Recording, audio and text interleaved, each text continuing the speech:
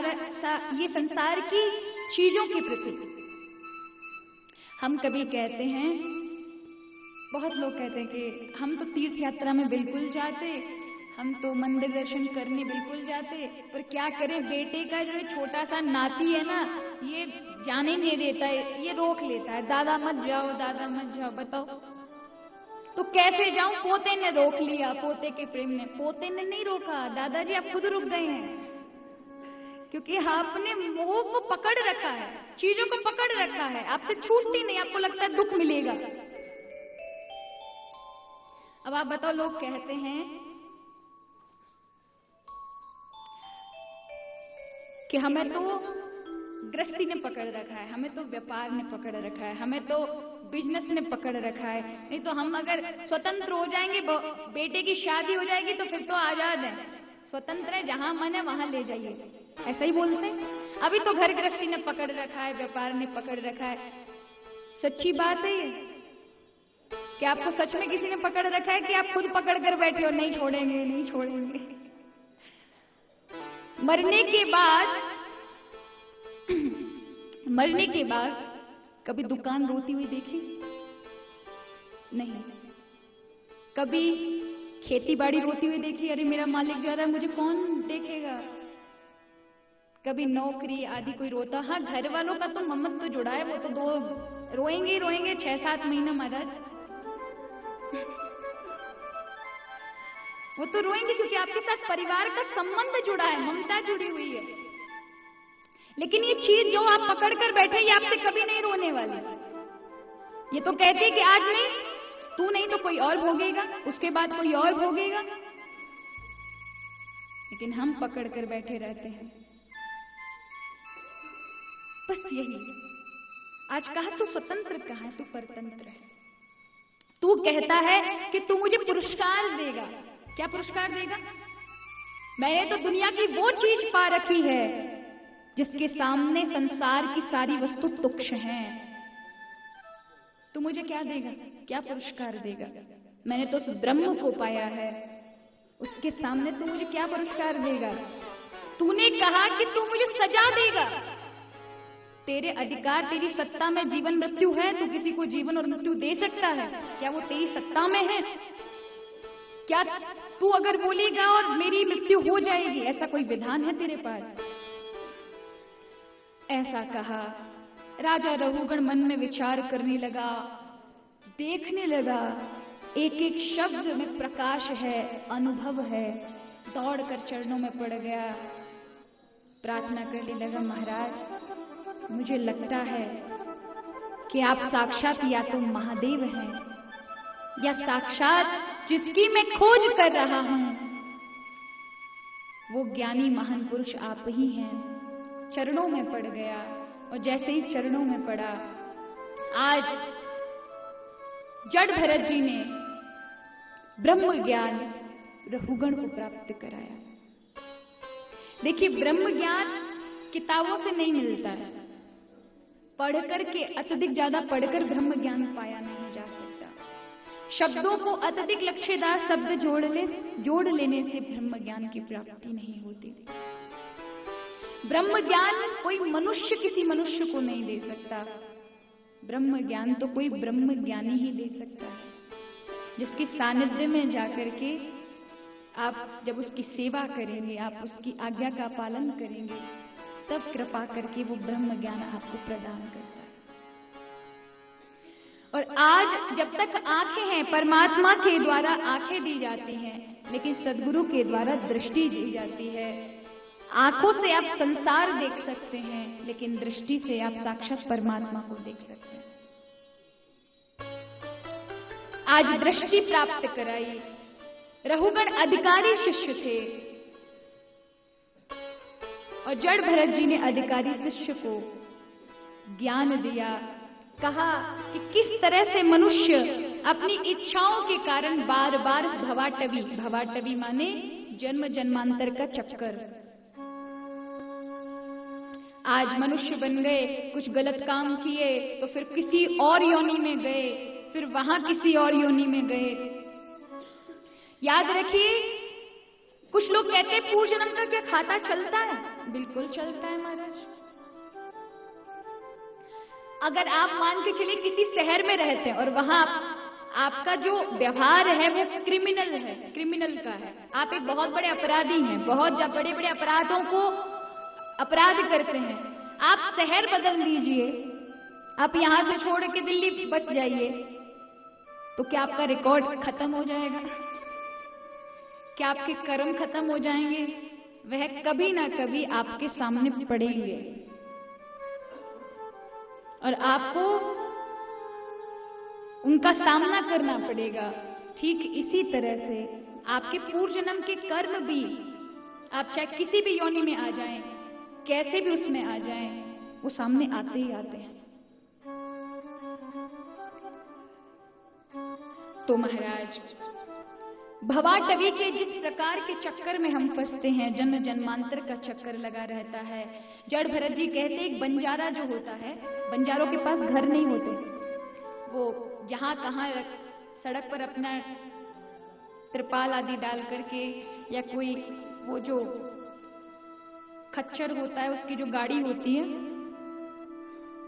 ऊंट गाड़ी, उसके नीचे बैठ करके उनकी रास्ते में शादी ब्याह जन्म मृत्यु सब हो जाता है। इसी तरह से इस संसार के रास्ते में ही हमारा जन्म, हमारी मृत्यु, हमारे शादी ब्याह बाल बच्चे सब हो जाते हैं। ये भवाटवी का ही तो चक्कर है। परीक्षित जी महाराज को गोस्वामी तुलसीदास जी ने अनेक अनेक लोगों के बारे में बताया और नरक आदि का वर्णन किया कि 28 प्रकार के नरक होते हैं। इतना सुनते परीक्षित कहने लगे, प्रभु क्या ये सत्य है? क्या स्वर्ग और नरक होते हैं? क्या ये इसमें सच्चाई है? क्या स्वर्ग और नरक आदि जो कहे गए ग्रंथों में वो होते हैं? कहा बिल्कुल होते हैं। सदग्रंथों पर, जो ग्रंथ है जिनमें जो चीज लिखी है उन पर विश्वास करना चाहिए, वो कभी गलत नहीं हो सकते। जो चीज है ग्रंथों में लिखी है तो वो चीज है, कहां है, क्यों है, कैसे है, वो अलग बात है। अरे स्वर्ग और नरक की तो यहां भी, आपकी खुद के भौतिक जीवन में भी चलता है।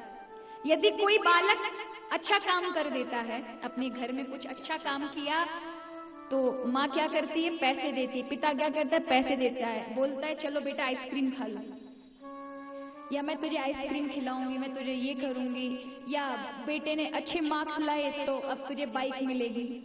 क्या करती है? ये होता है, ये स्वर्ग है। और कुछ गलत काम कर दिया तो फिर पिटाई मिलेगी।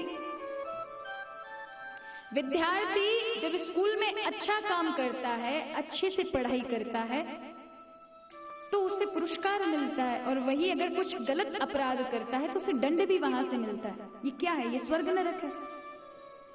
आपके संसार में भी तो जरूरत पड़ती है स्वर्ग नरक की। स्वर्ग नरक आदि गुणों की वृद्धि करने के लिए है, पापों से बचाने के लिए है। जीव अत्यधिक पाप करता है, अवगुण ज्यादा आ जाते हैं, तब नरक की यातनाएं भोगनी पड़ती है। महान पुरुष कहते हैं, ये अगर आप गरुड़ पुराण पढ़ लो ना महाराज, तो आपकी काया थर-थर कांप जाएगी और कहोगे कि हमसे तो, इसमें तो हर छोटी छोटी चीजों का भी पाप का विधान है। नरक में गिरोगे, कुंभी पाप नरक में गिरोगे, रौरव नरक में गिरोगे, इतने इतने बड़े बड़े कीड़े तुम्हारे खून को पिएंगे और तुम चीखोगे, चिल्लाओगे। हर एक छोटे छोटे अपराधों का, आप अगर सांस में थोड़े से कीड़े भी ले, अब मनुष्य हैं, अब क्या पता है हवा में भी सूक्ष्म सूक्ष्म कीड़े हैं, सांसों से अंदर चले जाते हैं, उसका भी पाप का विधान है। बताइए, तो आपके पैरों तरफ चींटियां भी कुचली जाती हैं, कभी कभी अन्न में भी कई जीवों की हत्या हो जाती है। जब आप सब्जियां धोते हैं उसमें भी कई कई जीवों की हत्याएं हो जाती हैं। झूठ बोलने पर भी, यानी हर एक चीज में पाप का विधान है।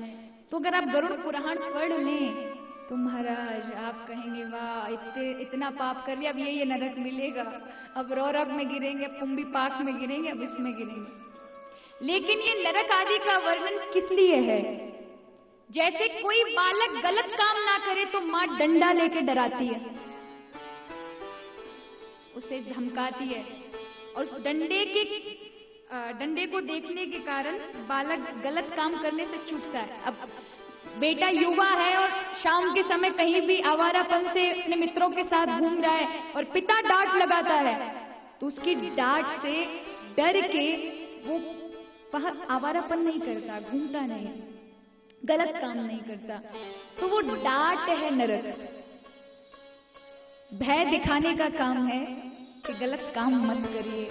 लेकिन ऐसा नहीं कि बिल्कुल कोरी बकवास है, मिलता भी है उसका परिणाम इस जगत में भी और वहां पर भी।